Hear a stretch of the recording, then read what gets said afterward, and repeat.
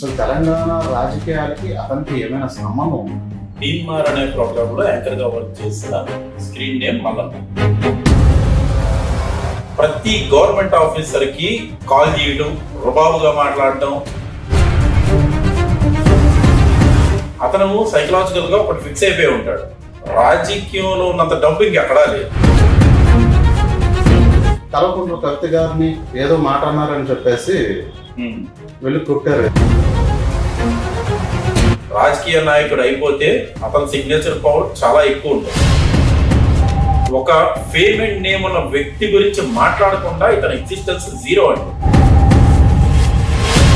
మిగతా upper caste ఉంది, తిట్టినవి కూడా ఉన్నాయి. చాలా దగ్గర చూసా. అది అంటే అంత పెద్ద డయాస్ మీద మీరు ఎడ్లందరూ వచ్చి మాది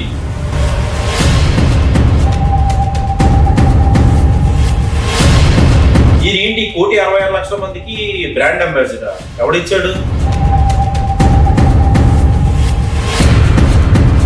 నువ్వు నీ జీవనోపాధి కోసం నువ్వు ఒక ఛానల్లో వర్క్ చేసిన యాంకర్వే కదా.